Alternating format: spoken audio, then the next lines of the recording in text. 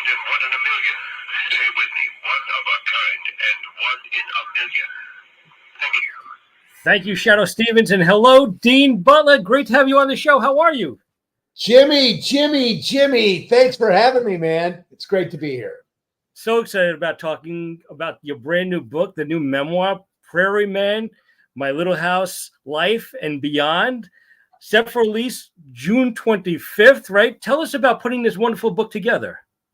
Well, in 2021, when we were sort of deep in the pandemic or heading towards an exit to the pandemic, it really became clear to me that the 50th anniversary of Little House was right around the corner. We will celebrate that on September 11th of 2024 formally. So it really, as that became clear, I started thinking about, or clearer in my head, I started thinking about, well, Melissa Gilbert's written a book, Alison Arngren's written a book, Karen Grassley's written a book, Charlotte Stewart's written a book, Melissa Sue Anderson's written a book.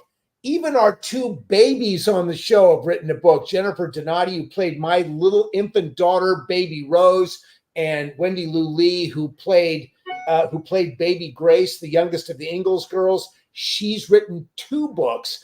Wow. But no men have written a book on the program. And I think that reality is really what ultimately tipped it for me to say, maybe it's time for a man's point of view about this. And so that's what really got me started. And I created a proposal, and my friend Mary McDonough, who was Aaron Walton on the Waltons, walked it into her editor at Kensington, and he read it and called me the next day and made me an offer. So I said, that's kismet. That's it. I'm going with Kensington, and we're going to do this book. I've had a great experience with them. It's been great. Well, now you go through pretty much your whole life and your time, of course, on Little House on the Prairie. You were there from 1979 to 1983. Right. And I've been asked, now the correct way to say the name, is it El Manzo or El Manzo? You got it right the first time. So we said Almanzo on the program, but the name should have been pronounced Almanzo. And I learned that in 2008, listening, and after all those years, I learned it in 2008, listening to a recording of Laura Ingalls Wilder herself called Laura Speaks. It was 27 seconds long, but at the very end of that 27 seconds, she talked about the man of the house, Almanzo. And at that point, all the letters that I'd gotten through the years telling me, you're mispronouncing it, it became crystal clear that, in fact, we had been mispronouncing it. I was converted, but it's sort of like the old Cole Porter song, tomato, potato, Almanzo. It's all the same. But exactly. The name was his name, and now I honor that. Right. Now, the idea of being a cowboy really started for you very, very young, right? Because you grew up on a ranch in Northern California. Your family had a ranch there. Tell us about that. So my great-great-grandfather founded this ranch south of San Francisco in 1885. Mm-hmm. And I grew up there in the late 1950s. And even when I was growing up, there was no electricity on the place. There was no running hot water. We read at night by the light of coal oil lanterns and cooked together and did dishes together with water that had been heated in a kettle on the stove. We took baths twice a week with water that had been heated on the stove. I grew up in this large, multi-generational family, and we learned to do things together and live together and work together. And it was just an incredible primer for Little House. And I didn't really understand that at the time. I didn't get how good a primer it was. But years later, as you process these things over time, you realize, wow, maybe I carried a lot of that stuff in the room with me when I went into audition for this. I didn't have a sign on my back. I didn't announce what my background was. But I think people, when they go into a meeting, any meeting for any purpose, I think we carry who we are into a room with us. And if people are perceptive, and casting directors are very perceptive, not only for their own interests, but in the interest of the audience, they pick up a lot of things about people. And I just think Susan Sukman saw who I was without really even knowing the specifics of it. And I think that's just that upbringing was as critical to my getting this job, I think, as any other aspect of what I brought into the room. Right. You made a lot of connections in the book between growing up, on that ranch and your little house, roots and Little House on the Prairie, right? A lot of connections that you sort of connected in the book. Well, I did. And I think that I could trace, and look, if anybody who has access to this material and through places like ancestry.com, we can all trace our ancestry, certainly in the continental United States. Right. I had a great-great-grandfather who wrote it down, and he could trace our family life in North America back to the 1700s. And that's very similar to what Almanzo, because everybody who came to our country came in those years. I mean, right. We've always been coming, but the earliest arrivals were coming in the 1600s, the 1700s. And my family was part of that on both sides. And he could trace where the family came from, crossing the plains in covered wagons, coming around the Horn, around South America to San Francisco. My family was in California before the start of the gold rush. Wow. It was just it. I think when you are really from someplace, or you can trace your roots back. And of course, Laura Ingalls Wilder did a wonderful job of tracing in a very quick way Almanzo's roots back to his time. Farmer Boy, her second book, talked about Almanzo's life as a 9-year-old boy on their family farm in upstate New York. That family life that Almanzo lived in upstate New York was much harder than the life I lived on the ranch. But when I read that book, I saw commonality in that. I did some of those same things and did it with a family that loved me and cared about me and took care of me and taught me. So I felt a real kinship with Almanzo more and more as I read the books. I think I really understood much more about what I was. You also did Broadway too. I mean, before you even did that, right? You did Broadway. You did actually, it was afterwards. I did Broadway after the Little House experience, and then you did Tony, right? Tony and West Side Story. That was also right? Experience. Yeah, that was. And then that was sort of, you toured internationally with that, right? In Japan. Toured in Japan. It was an A production of the show. It was a Jerome Robbins sanctioned production. We did a run through for Jerome Robbins in the same theater where Chorus Line was playing during those years. And that was pretty cool to be able to do that, and it was the first time I'd ever stood on a Broadway stage. So that was sort of magical. And then to get the opportunity to go back, a couple of years later to work on the Broadway stage for Stephen Sondheim, really one of the icons of American musical theater, was an incredible honor. Now, I auditioned for that in Los Angeles for Mr. Sondheim, for James Lapine, for Paul Gemignani, the musical director, and Joanna Merlin, and went and sang for them and read for them. And they hired me 2 hours later. It was just it was a wonderful thing. And going to New York and being in that life, and I never dreamed that I would get an opportunity to work on Broadway. It wasn't.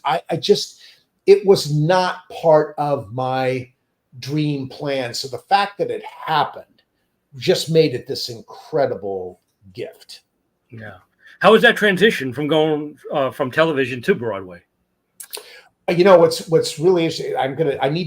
Jimmy, I need to open this door because do what you have to do. Okay. Hang on a second. We're good. Hang on. Coming right back. There you go, buddy. Come on in. So I compare working on the stage. Working on the stage is sort of like playing in a sandbox. You get accustomed to every grain of sand. You're playing with it over and over again. Working on film and television is like taking a long run on the beach. Right. You never touch the same grain of sand twice. It's changing constantly. It's a really pretty view, but you don't really get to know any of it very well. It's coming at you so fast. Right. Working in the theater, 8 shows a week, you drill down. I mean, if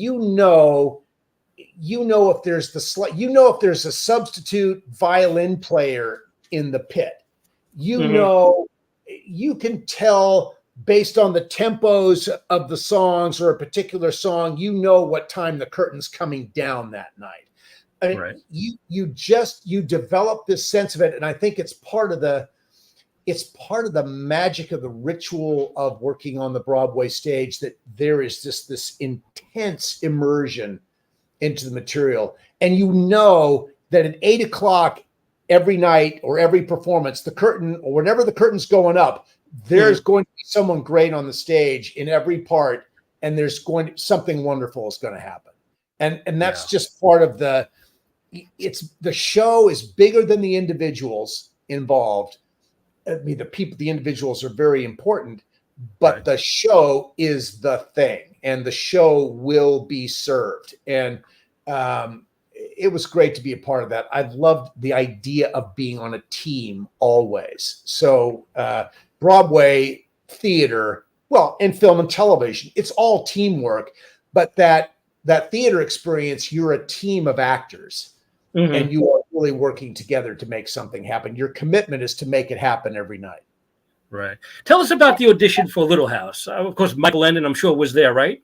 He was there the last meeting. So I did 3 meetings before I met Michael. I did 3 meetings with Susan McCrae, actually Susan Sukman then, before she was married. And, that's sort of when you first meet on something like that, there's really as much an evaluation of, could you fit into this family as anything else? I mean, I think she was trying to assess what kind of person I was, and something about my background and all that. And then we read, and of course the reading has to work, but as important as the reading is, and particularly in a show like Little House that was so family oriented and had such a very specific rhythm to it, she needed to believe that anybody coming in would fit.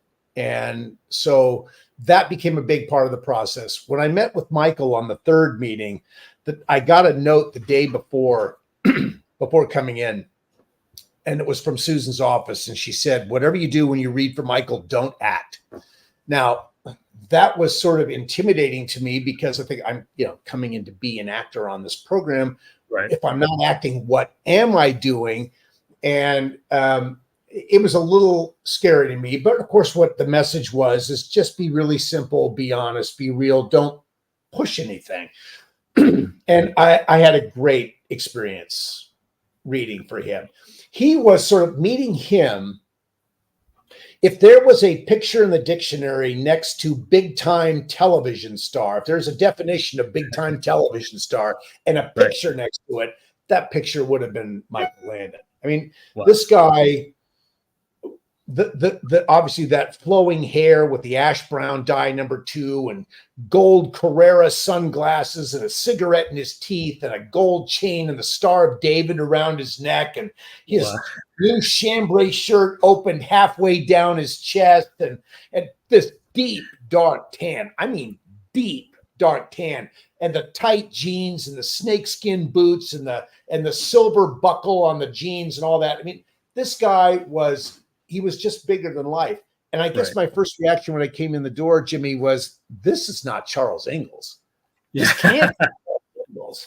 But of course it was Charles Ingalls. And it was, Michael knew what he was bringing, and he knew what his audience loved. And it's my sense that through 14 years on Bonanza, Michael really grew to understand who he was to the audience and what the audience wanted from him. And he knew what to do to give them what they wanted.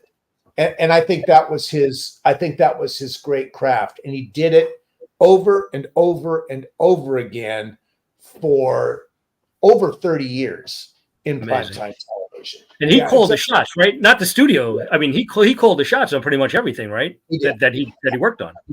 He did. I mean, this was the show ultimately, although it was created by another individual by the name of Ed Friendly, who found the material and acquired the rights to the material. And when Michael got his hands on it after the pilot had been written, once the pilot was done, and I'm sure he tweaked the pilot as well. I don't know. I've never had the advantage of seeing the white pages that Blanche Hanalis wrote versus the pages that were shot. But Michael rewrote everything that anybody wrote on the series. He rewrote it. It would have it could have been as simple as a word here and a word there and a slight tweak in a scene. Right. Or it could have been a whole rewrite. I mean, you just don't know. But his touch was all over this. And once the pilot had been turned into a series, I think that's where Michael really began to assert himself. And he knew what he wanted the series to be. When Laura wrote in her book, she wrote all about what people did to survive. When Michael wrote, what Michael wrote in the Little House series was all about what people felt and the emotional life that they experienced. And that emotional life, he understood how to capture that on camera. And he hired people who you could look into their eyes and understand what they were feeling and what they were believing and what they were experiencing. And the audience and he wrote great stories about family living and community life and love and forgiveness and acceptance and all of these wonderful themes, these powerful themes that people respond to really well. And he touched people. He touched people's hearts over and over and over again with the stories he crafted and the actors that he hired to play those parts. And I think I stand in sync with everybody who was there to say how grateful I am that I had the opportunity to be part of something that here we are 50 years later. Now for me, Jimmy, it's 45 years. Right. You came in the 6th season, right? Yeah, I came in the 6th season. But to be part of something as beloved as this is, what a gift it has been. Yeah. Now, if you're just flipping through the channels, of course, it's on every day on cable. Do you sit there and watch? Do you watch the reruns? I really don't. I don't watch it. I have the episodes that I've loved when I do tune in to watch it. I enjoy watching it. I'm not watching it every day at all. Right. I know I could watch it every day. To your point, it's on cable. It's on every day. It's on Roku. It's on Amazon Prime. It's on iTunes. It's on Peacock. I could watch Little House 24 hours a day if that's what I wanted to do. And the show continues to air in 140 countries around the world every single day in over 40 languages. It has this amazing ability to touch people. And those of us who are a part of that, I think we all recognize that this is bigger than we are. And we are just conduits to this wonderful emotional life. Why do you think it was so iconic? Why do you think the iconic show is the iconic show it is today? Well, I think because I think it speaks honestly but in a heightened emotional sense. It's bigger emotion. Our composer was a guy named David Rose. David Rose told me one day that he wanted every episode to feel like Gone with the Wind. He wanted it to be this big orchestral experience. And he wanted people at home to feel the size of the emotional life. And his music gave the emotions of the series this enormous expanse and intelligence and emotional impact. I think our stories were not nuanced in the sense that in Little House, good was good and not good was not good.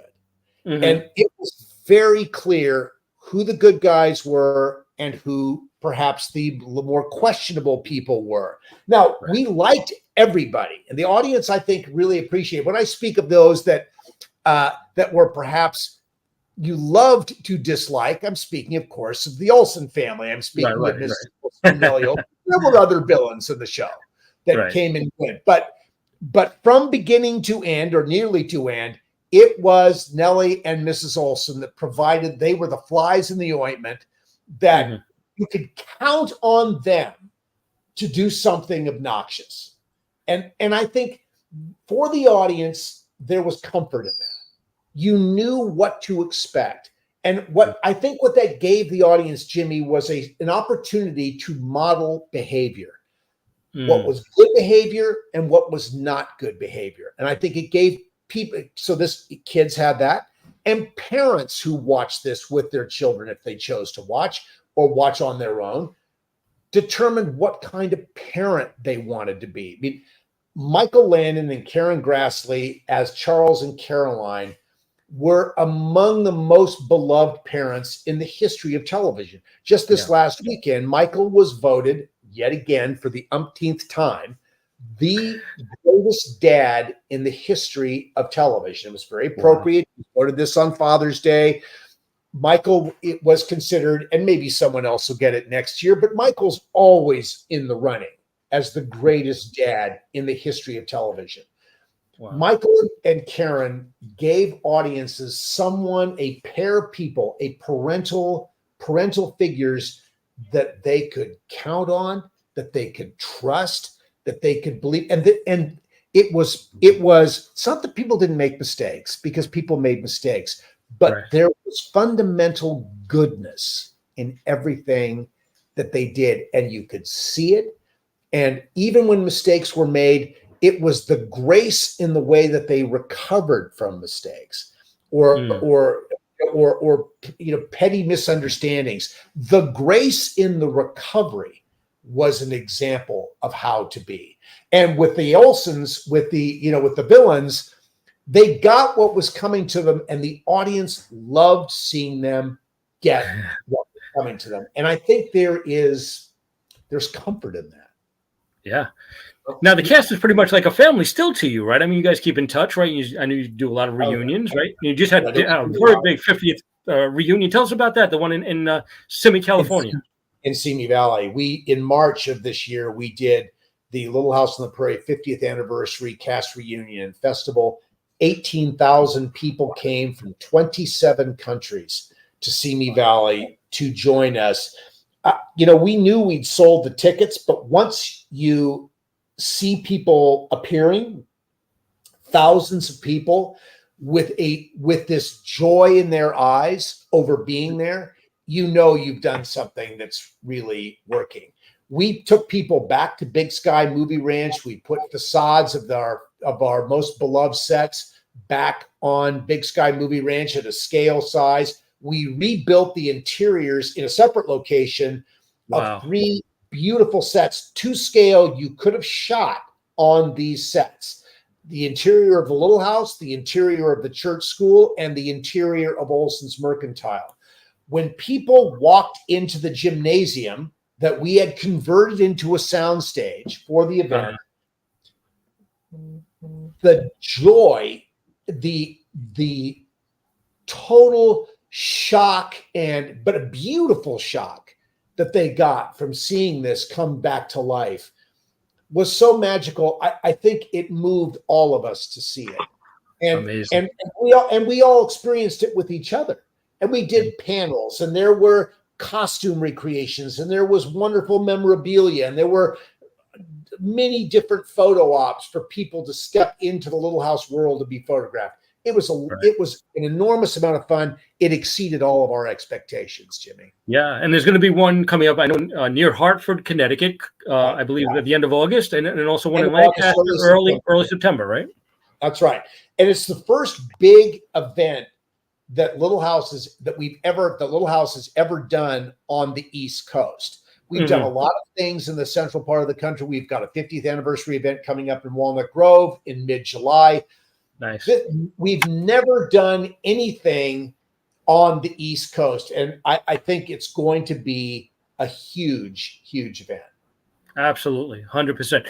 I have to ask you about Melissa Gilbert. What was it like working with Melissa? I know there was an age difference, right? 8 years. Did it make a big difference? Tell me about that kiss. I want to hear about that. The first kiss, Jimmy, was very careful. It was a careful kiss.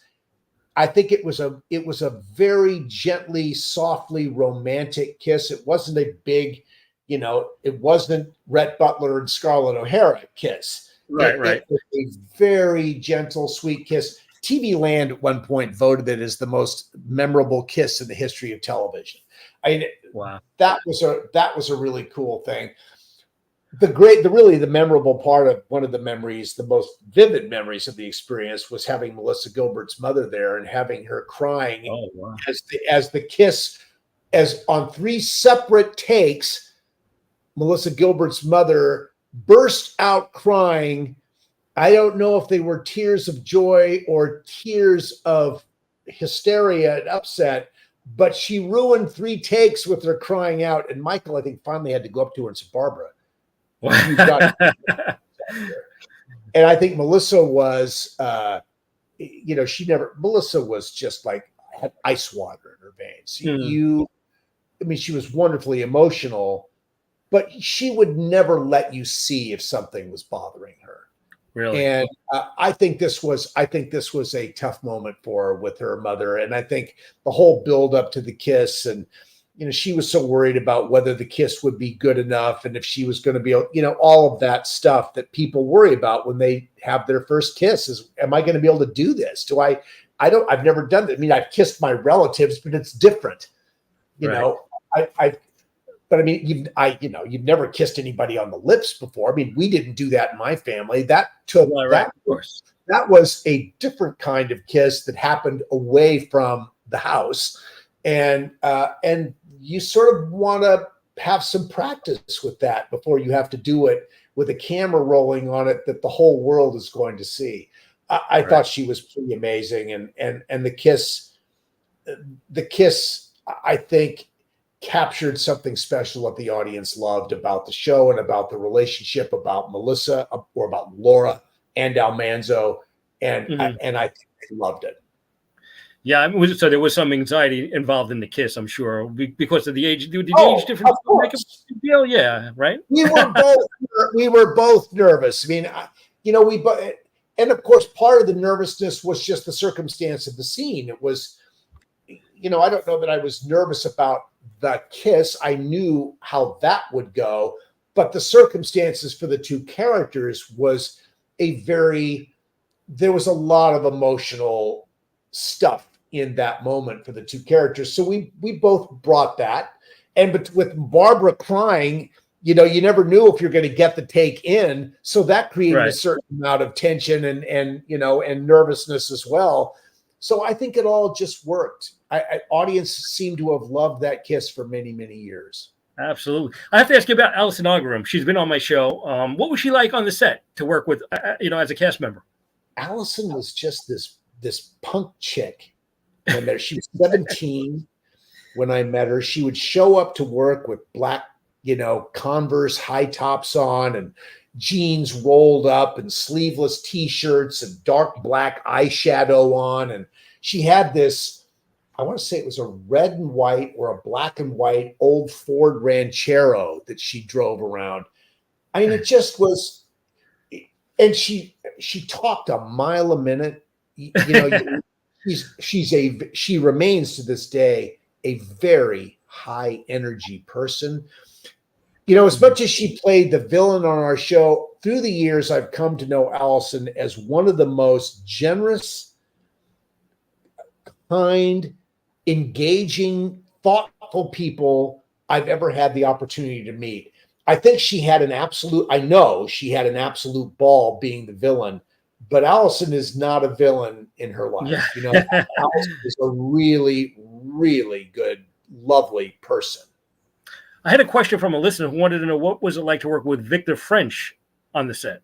Oh, Victor was just incredible. I'd never seen an actor work with props the way Victor did. And Victor could match his action. I mean, for actors, matching what you do from take to take to take is a really important skill to develop, because editors are looking for things that line up and match. Well, Victor matched everything. He was the consummate actor. He was a wonderful friend on the set. He was very much in your corner and wanted everyone to succeed. And Victor also directed a lot when he was there, and he was a wonderful director. Michael was a wonderful director. Victor, in his own way, in a different, I mean, they were both great. but they were both wonderful with actors, and they were great to work for, very efficient. It was easier to have a relationship with Victor because Victor wasn't wearing all the different hats that Michael was wearing. But they were both great. Yeah, it seemed like they had a special relationship because he went on to work with Michael in other series and Highway to Heaven. Great, yeah, I mean, they were a great, leading man buddy combination. Victor was definitely a character. He had the look of a character, and he could assume any kind of character that you wanted. Michael was the matinee idol. He was the handsome leading man, and Victor was a great buddy figure for Michael. Right. Yeah. And we got a question from Tom Payton, who is a big listener to this show. He wants to know what was it like to work with David Faraday? I believe that's when you were working with the Golf Channel, or I produced David's show at Golf Channel for 10 years. I loved working with David. I mean, your listener knows that David is a brilliant, funny guy who uses his life's missteps that he's had with addiction and substance and all the things. David uses all of those things in his comedy. He is the first one to point a finger at himself over things, which makes it the great thing about that, Jimmy, is he makes it possible for other people to be honest about their missteps if they want to talk about that, because David is so honest about his missteps. And that honesty opens the door for a lot of great, candid conversation. He's a wonderful writer, really one of the funniest people I've ever been around. But what was interesting about David is he didn't need to be the funniest person in the room the way a lot of comedians do, although generally he was the funniest person in the room. And his writing was spectacular. Wow. Yeah. So awesome. Great. Well, anyway, I want to thank you so much for joining me on the show. And again, I want to talk about how to get this book. It's out June 25th, right? Tell us about how to get the book. So it's available for pre-order at Amazon.com and at Barnes and Noble.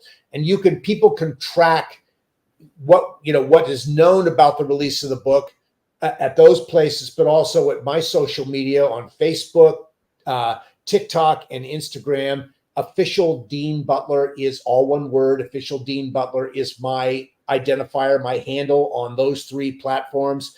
And we're posting a lot about the book right now because that's coming out next week. Are there ways to get any autographed copies of the book? So you could order it if you're not at an event where I'm appearing, of course, at that point. But people can go to booksoup.com. Okay. And Book Soup is a wonderful West Hollywood bookstore that specializes in entertainment titles. I was just in there last Friday signing 150 copies of the book that they just got. Oh, wow.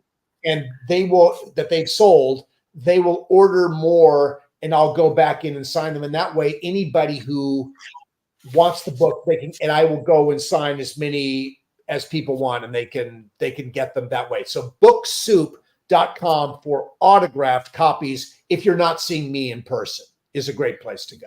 So awesome. I know I'm going to get this question. Do you have a favorite episode of Little House? My favorite one, I have many favorites. I love the first one because it was the first one. It was just this awesome stepping into this amazing world with a wonderful group of people. I think the episode that sticks for most people and so it really rings true for me is an episode called Sweet 16 at the end of the 6th season. This is the episode where the famous first kiss happened. This is the moment or the episode where Almanzo for the first time sees Laura as a young woman that he is going to fall in love with. And that was a really nice turn in that. And it changed the trajectory of the series. Laura was never again in pigtails, never again in a smock dress. After that episode, Laura was a young woman heading towards the altar. And so that was an important directional changing episode in the series. And also Melissa Gilbert and Allison did the forward on the book, right? They did. I asked them both to do it. They both agreed. Very gratified by that. They are the two women of my generation that mean the most to the series. Obviously, Melissa for very obvious reasons, and Allison because she really is the light that keeps people focused around the show. Allison and I do a podcast together called the Little House 50th Anniversary Podcast. We do it with a wonderful New York talent named Pamela Bob, who did a web series called Living on a Prairie. So we're in the middle of that during this anniversary year.